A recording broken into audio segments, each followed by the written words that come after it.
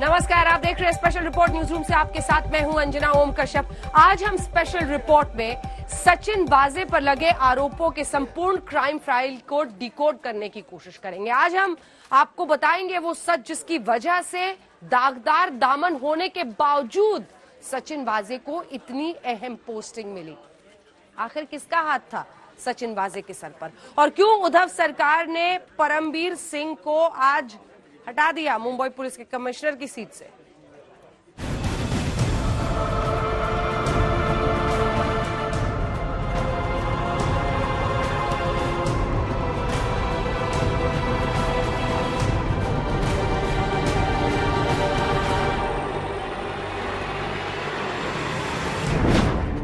Mumbai police commissioner का तबादला क्यों हो गया?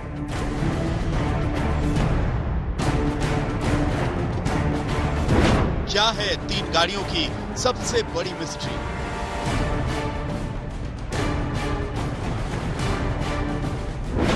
विस्फोटक वाली कार कहां-कहां जुटे हैं तार?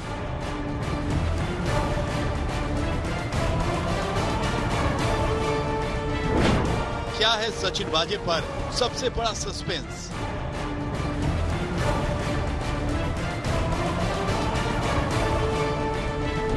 किसने दिया था सचिन वाजे को ऑर्डर?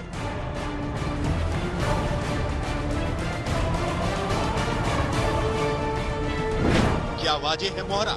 पर्दे के पीछे है असली चेहरा?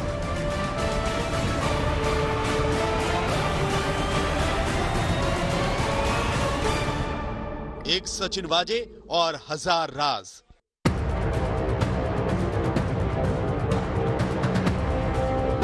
मुंबई में विस्फोटक वाली कार की इन्वेस्टिगेशन के बीच सबसे बड़ी खबर आ गई। ऐसी खबर जिसने सचिन वाजे की भूमिका और साजिश के तार के पीछे बड़े कनेक्शन का इशारा कर दिया। 3 तस्वीरों से पूरी घटनाक्रम ने नए नए मोड़ और नई नई आशंकाओं को जन्म दे दिया। पहली तस्वीर हिरासत में सचिन वाजे की, दूसरी तस्वीर काली मर्सिडीज की है जिससे जुड़े हैं विस्फोटक वाली कार के तार, और तीसरी तस्वीर मुंबई पुलिस के कमिश्नर परमवीर के तबादले की है। आज इन 3 तस्वीरों से पूरी कहानी में ट्विस्ट आ गया। क्या है सचिन वाजे पर लगे आरोपों की इनसाइड स्टोरी? क्या काली मर्सिडीज से एनआईए को पुख्ता सबूत मिल गया, या फिर सचिन वाजे ने सारे सबूतों को ठिकाने लगा दिया? आज इस स्टोरी का एक एक सच डिकोड करेंगे। साहिल जोशी, मुंबई, आज तक। बहुत तेजी से घटनाक्रम में लगातार बदलाव है, क्योंकि ये एंटीलिया विस्फोटक कार केस में आपको बताएं सचिन वाजे जिसके जरिए एनआईए अपनी जांच आगे ले गई, कई सारी बरामदगियां उसके पास से हुई, तार धीरे धीरे जुड़ते गए, मामला परमबीर सिंह तक पहुंचा, सवाल सरकार पर उठने लगे, चिंतन का मंथन का दौर महाराष्ट्र सरकार में चला, जिसके बाद से सवालों से बचने के लिए परमबीर सिंह को कुर्सी से हटा दिया गया कमिश्नर।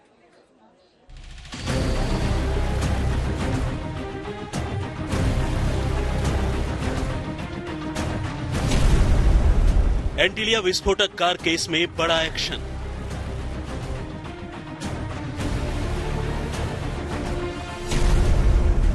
नप गए मुंबई पुलिस के कमिश्नर परमबीर सिंह।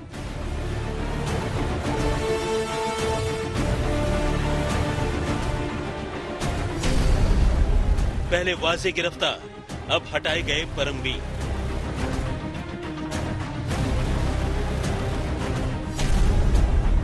कौन कौन है राजदार, आगे क्या होने वाला है?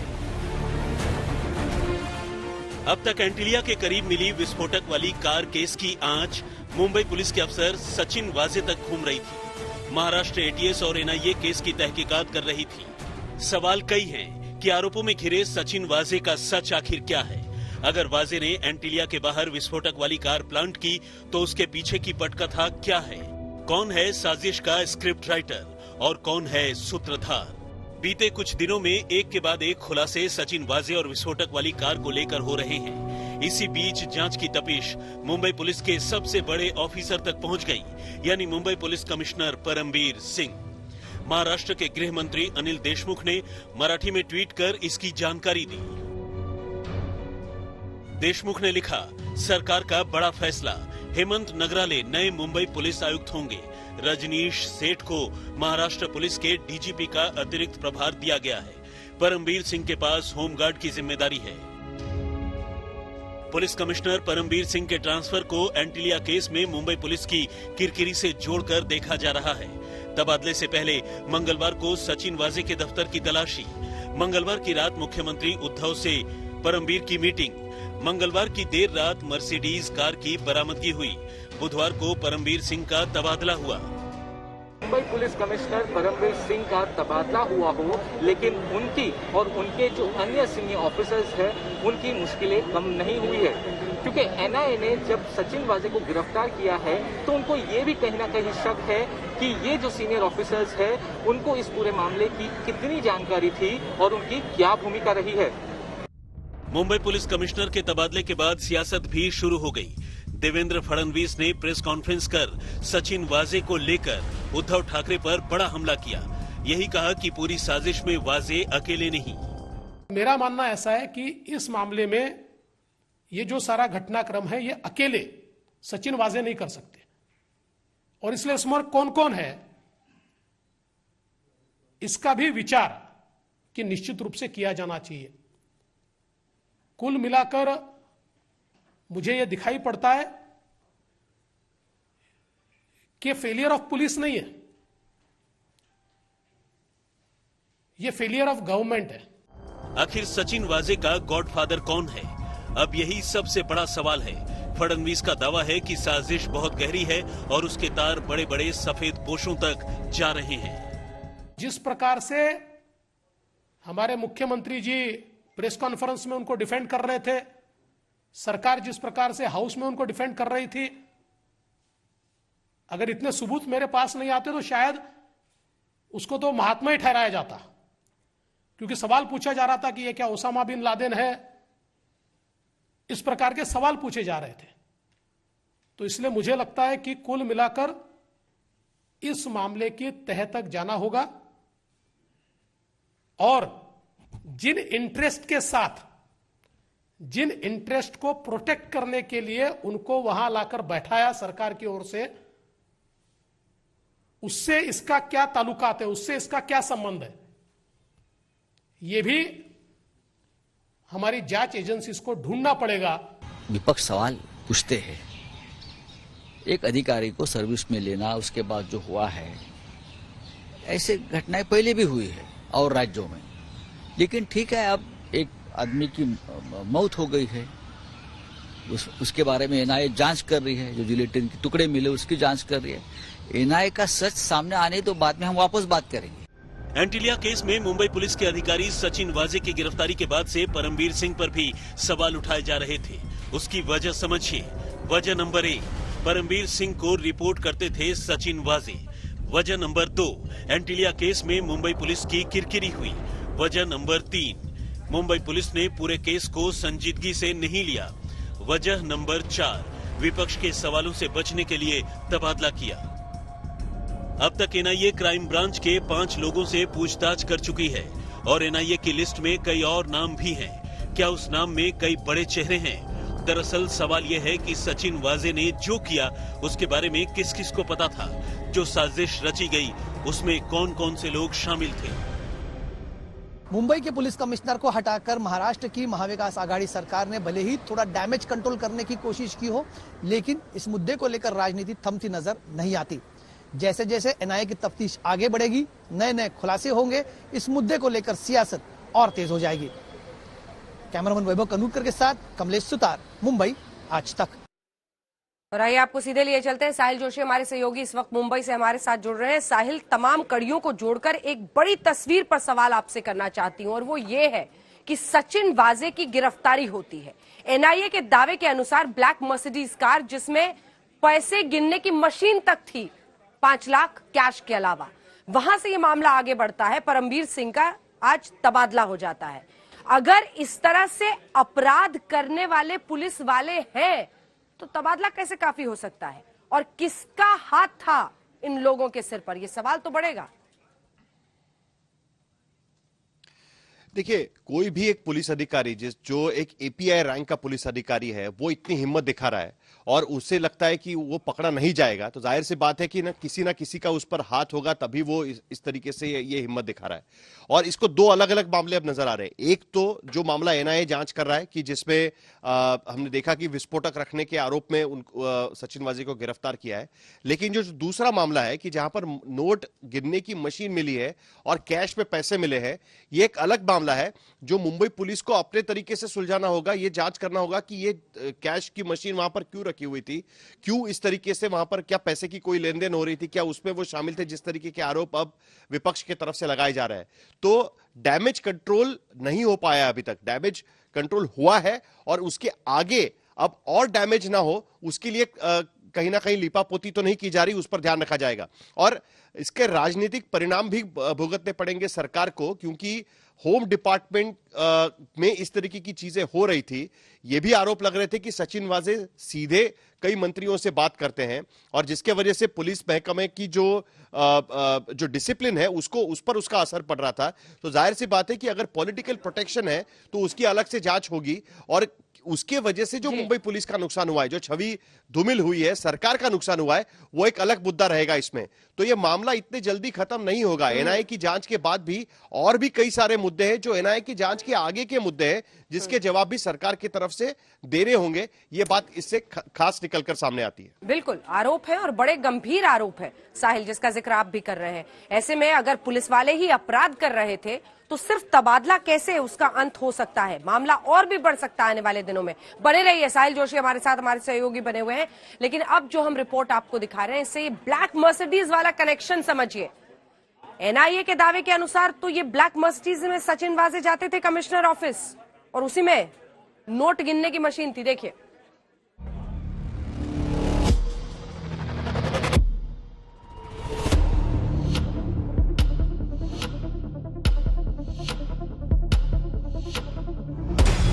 मर्सिडीज में कैश काउंटिंग मशीन, कार में 5 लाख रुपए कैश, कार में स्कॉर्पियो की नंबर प्लेट। मर्सिडीज से खुलेगी पूरी मिस्ट्री। मंगलवार की रात एनआईए ने इसी काली मर्सिडीज की बरामदगी पुलिस कंपाउंड से की, जिसका इस्तेमाल कोई और नहीं बल्कि सचिन वाजे करते थे।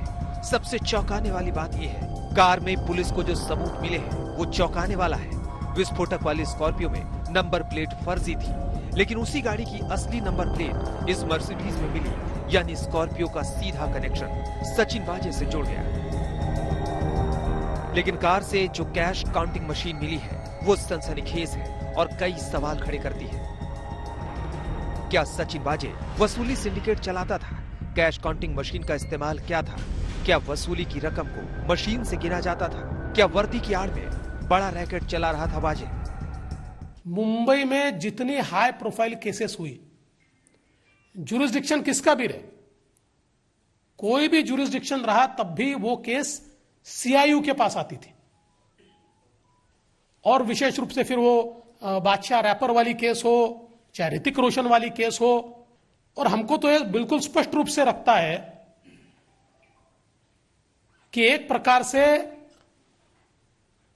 वहां सीआईयू के प्रमुख के रूप में नहीं, वसूली अधिकारी के रूप में उनको बैठाया गया। वाजे कितना वफादार था ये जांच का विषय है, लेकिन सचिन वाजे से एनआईए पूछताछ कर रही है। अभी तक जो तथ्य सामने आए, इशारा यही है कि सचिन वाजे एक बड़ी साजिश में शामिल था और उस साजिश के पीछे कई और बड़े चेहरे हैं। यानी सचिन साजिश की छोटी मछली है, जबकि बड़ी मछली का खुलासा होना अभी बाकी है।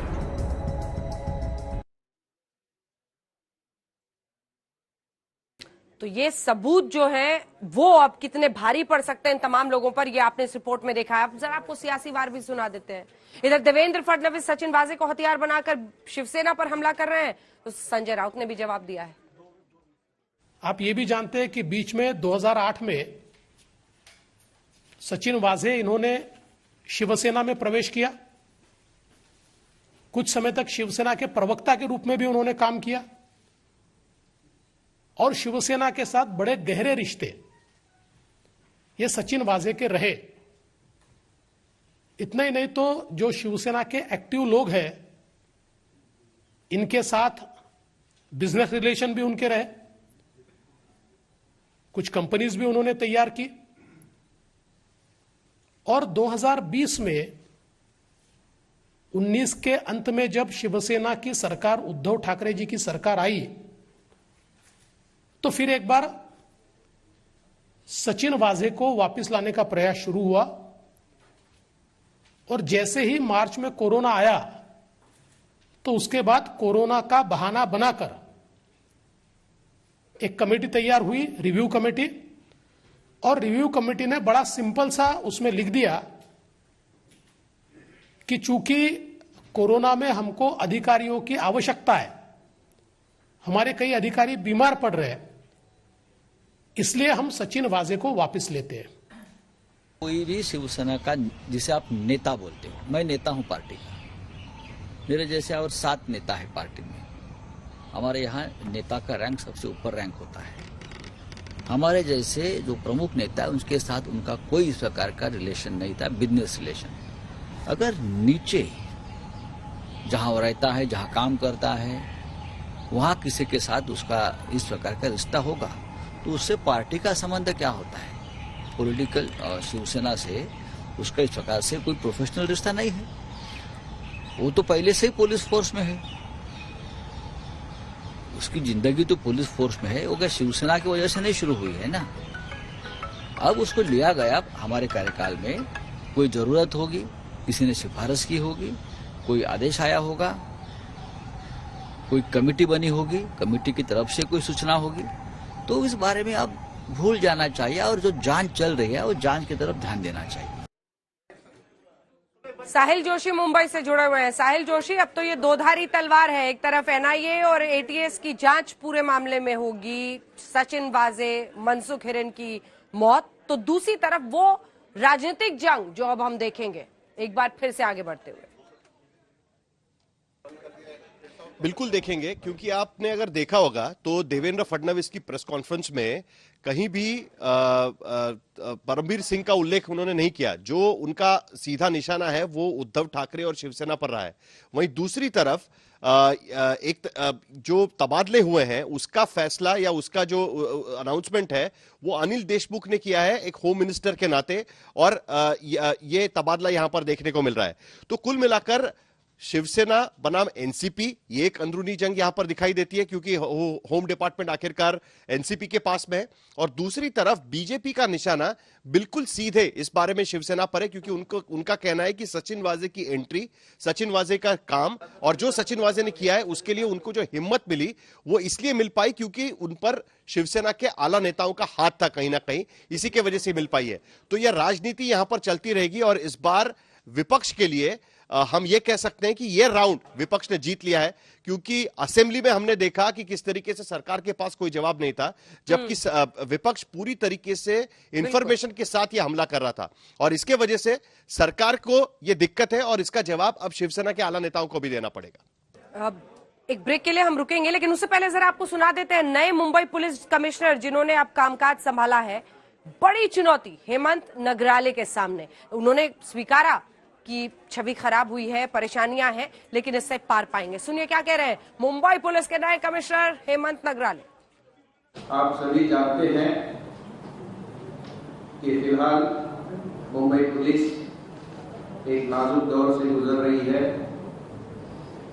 कुछ ऐसे केसेस हुए हैं जिसमें मुंबई पुलिस की विश्वासार्हता पे एक क्वेश्चन मार्क लगा हुआ है।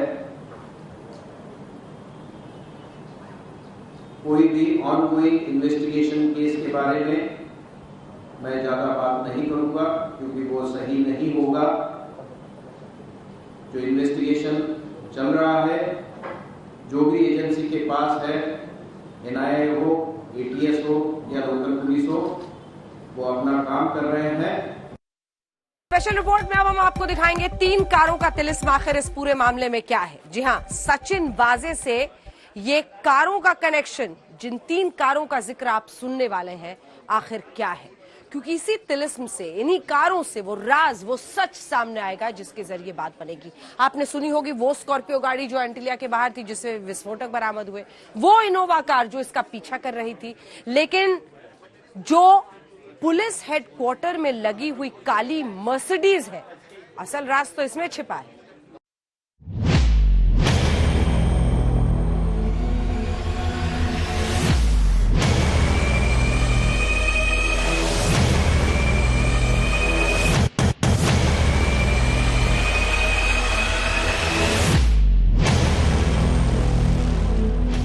एंटिलिया केस में एक के बाद एक 3 कारों के सामने आने से रोज नया ट्विस्ट आ रहा है। एनआईए अभी स्कॉर्पियो और इनोवा 2 गाड़ियों की पहेली पूरी तरह से सुलझा भी नहीं पाई कि अब अचानक एक तीसरी गाड़ी ने मामले को और भी ज्यादा पेचीदा बना दिया है। मुंबई पुलिस हेडक्वार्टर में कोई गाड़ी खड़ी हो, उस गाड़ी के अंदर लाखों रुपए कैश हों, डीजल और पेट्रोल के कैन रखे हों और इन सब से ऊपर गाड़ी के अंदर नोट गिनने वाली मशीन पड़ी हो, तो किसी का भी माथा ठनकना गलत नहीं होगा। अब अगर यही गाड़ी पुलिस हेडक्वार्टर के अंदर उस क्राइम ब्रांच ऑफिस की पार्किंग में खड़ी हो जिसमें सचिन वाजे काम करते हों, तो शक और सवाल और भी बढ़ जाता है। सोमवार देर रात एनआईए की टीम मुंबई पुलिस हेडक्वार्टर में मौजूद क्राइम ब्रांच की सीआईयू यूनिट के दफ्तर पहुंची, जहां सचिन वाजे और उनकी टीम बैठती है। एनआईए की टीम ने पूरे दफ्तर को छान मारा, वहीं से उन्हें बाकी तमाम चीजों के अलावा वो डीवीआर भी मिली जिसके अंदर थाने में मौजूद सचिन वाजे के घर के कॉम्प्लेक्स की तस्वीरें कैद हैं। लेकिन इस डीवीआर और दफ्तर से बरामद बाकी चीजों के बारे में आगे बताएंगे। पहले जरा क्राइम ब्रांच की पार्किंग में खड़ी इस काली मर्सिडीज के बारे में जान लीजिए। एनआईए की टीम जब दफ्तर के बाहर निकली तो तब अचानक उसकी नजर इस काली मर्सिडीज पर पड़ी। पूछताछ में पता चला कि ये मर्सिडीज यहाँ कई दिनों से खड़ी है, लेकिन फिर जब ये मालूम हुआ कि ये मर्सिडीज सचिन वाजे इस्तेमाल कर रहे थे तो एनआईए के अफसरों के कान खड़े हो गए। उन्होंने फौरन मर्सिडीज की भी तलाशी लेने का फैसला किया। ये तस्वीरें उसी वक्त की हैं। तलाशी के दौरान मर्सिडीज के अंदर से उस स्कॉर्पियो कार की नंबर प्लेट मिली जो एंटिलिया के बाहर विस्फोटक के साथ पार्क की गई थी। इतना ही नहीं, मर्सिडीज में और भी बहुत सारे नंबर प्लेट रखे हुए थे, ठीक उसी तरह जैसे स्कॉर्पियो में मिले थे। मर्सिडीज के अंदर पेट्रोल और डीजल से भरी कैन भी रखी हुई थी, कुछ कपड़े भी थे और साथ में करीब 6.25 लाख रुपए। लेकिन जिस चीज ने एनआईए के अफसरों को सबसे ज्यादा हैरान किया वो थी मर्सिडीज में नोट गिनने वाली मशीन।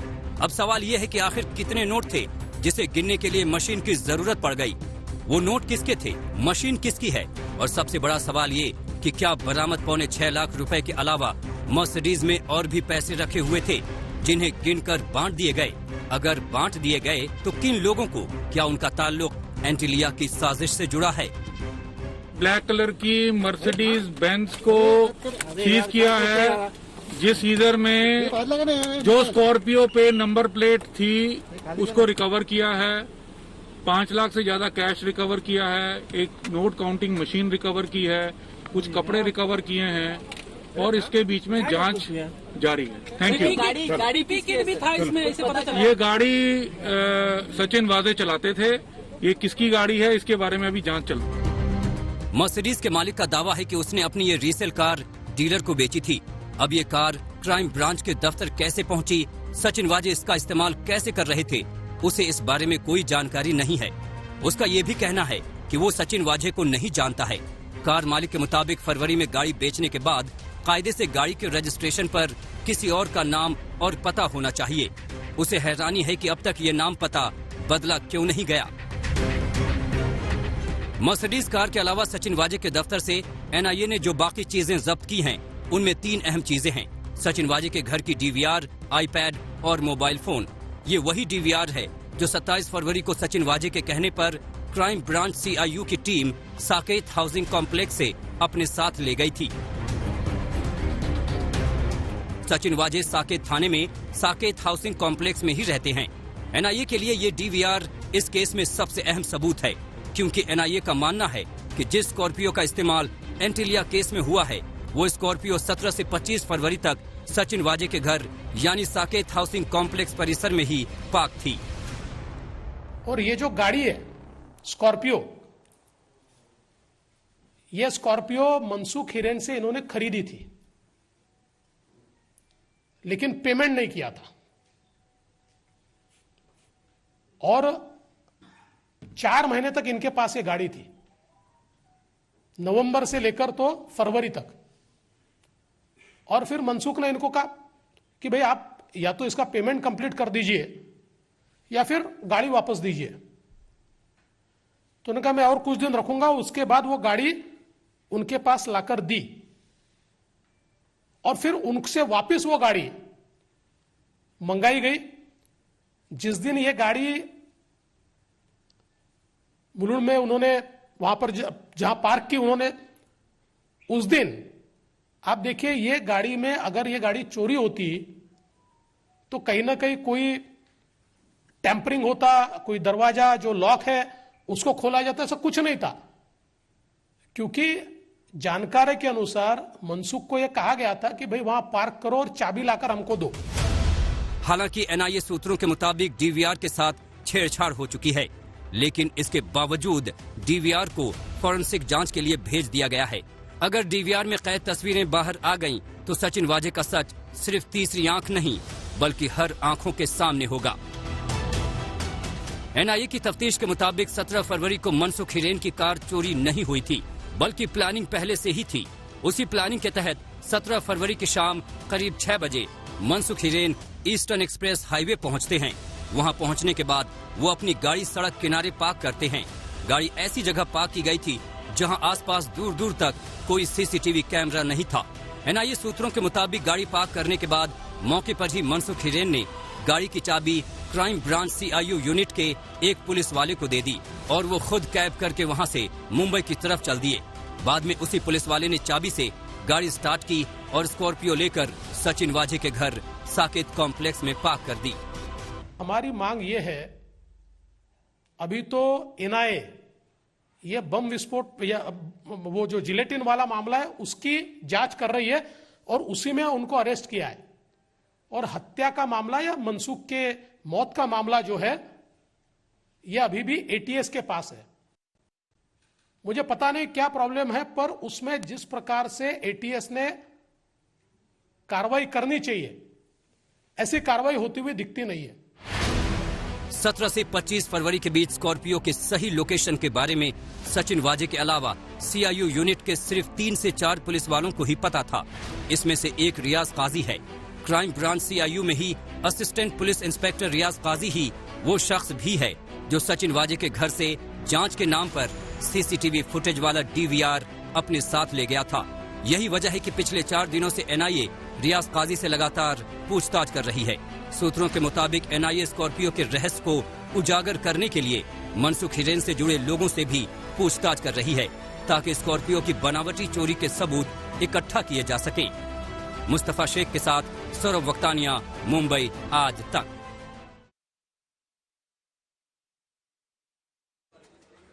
तीन कारों का तिलिस्म। अब सचिन वाजे एक ऐसा शख्स जिसको नौकरी से हटाया गया, वापस रीइंस्टेट किया गया और फिर ये बवाल हुआ है। ऐसे में सियासी लड़ाई कैसे चल रही है वो देखिए। जिस प्रकार से पुलिस महकमे से ही इस प्रकार की गाड़ी प्लांट की जाती है और उसके बाद की घटनाओं में इसमें की सबसे बड़ी कड़ी मनसुख हिरेन, इनको जिस प्रकार से मर्डर उनका किया जाता है, जिस प्रकार से उनका खून किया जाता है, ये सारी चीजें मुंबई और महाराष्ट्र के इतिहास में इससे पहले कभी नहीं हुई। और सचिन वाजे जैसे अधिकारी जो एपीआई है वो सरकार नहीं चलाता या वो पुलिस फोर्स नहीं चलाता, वो मुंबई पुलिस का मुखिया नहीं है, वो एक साधारण एपीआई है। अगर उसकी वजह से इतने बड़े सवाल लोगों ने खड़े किए हैं तो मुझे लगता है कि पुलिस फोर्स का जो आने वाले मुखिया है उसने सोचना चाहिए कि इस प्रकार की जो गलती होती है वो वापस दोहराना नहीं चाहिए। मुंबई पुलिस को अब फिर एक बार ऐसी लीडरशिप की जरूरत है जो आज हमने उद्धव ठाकरे साहब ने दी है नई लीडरशिप। क्या 25 फरवरी को जब एंटिलिया के बाहर ये विस्फोटकों से भरी हुई कार मिली थी, उस दिन सचिन वाजे वहां पर मौजूद थे? ये सवाल इसलिए उठ रहा है क्योंकि पीपीई किट में एक जो शख्स दिख रहा है वीडियो में, अब ये जांच एनआईए कर रही है कि क्या उस पीपीई किट में सचिन वाजे हैं। एंटिलिया केस में एनआईए की शक की सुई सीधे सीधे सचिन वाजे पर जाकर रुक रही है। अभी तक की जांच यही इशारा कर रही है कि अंबानी के घर के बाहर विस्फोटक से भरी गाड़ी खड़ी करने वाला कोई और नहीं बल्कि सचिन वाजे ही है। ये तस्वीर 25 फरवरी की रात की है, जब एंटिलिया के बाहर विस्फोटक से भरी स्कॉर्पियो कार पार्क की गई थी। हालांकि सीसीटीवी फुटेज में एक शख्स पीपीई किट जैसे पहनकर निकलते हुए दिखाई दे रहा है। हालांकि सीसीटीवी फुटेज में इस शख्स का चेहरा दिखाई नहीं दे रहा है। कोरोना के इस काल में सड़क पर पीपीई सूट पहनकर निकलना कोई शक पैदा नहीं करता, लिहाजा साजिशकर्ता ने इसका भरपूर फायदा उठाया। पर अब सवाल ये है कि ये कैसे साबित होगा कि पीपीई सूट के अंदर सचिन वाजे है, क्योंकि सूट ने चेहरे को छुपा रखा है। तो बस इसी सच को जानने के लिए एनआईए ने यह तस्वीर फॉरेंसिक जांच के लिए भेजी है। फॉरेंसिक टीम से कहा गया है कि वो सचिन वाजे के चलने फिरने के तौर तरीके, चलने के दौरान उनके हाथ और पांव के मूवमेंट, उनके पूरे शरीर की छोटी से छोटी हरकतें चेक करें। सचिन वाजे की असली तस्वीरों से मकसद ये पता लगाना है कि सचिन वाजे कैसे चलते हैं, चलते वक्त उनके हाथ और पांव का मूवमेंट कैसा होता है, उनका शरीर कितना और किस तरफ झुका होता है। यानी कुल मिलाकर उनके वॉकिंग पैटर्न की जांच करनी है। अगर वॉकिंग पैटर्न सीसीटीवी की इस तस्वीर से मेल खा गया तो मान लीजिए कि पीपीई सूट पहने ये शख्स कोई और नहीं बल्कि सचिन वाजे है। ये सोची समझी साजिश के तहत मनसुख हिरन को उसके बाद किसी और ने इंट्रोगेट नहीं किया। तीनों दिन मनसुख हिरन को वाजे ही इंट्रोगेट कर रहे थे और उनके इंट्रोगेशन के बाद मनसुख को वाजे ने ही यह बताया कि भाई तुमको और एजेंसीज इंट्रोगेट कर सकती है, इसलिए एक कंप्लेंट कर दो।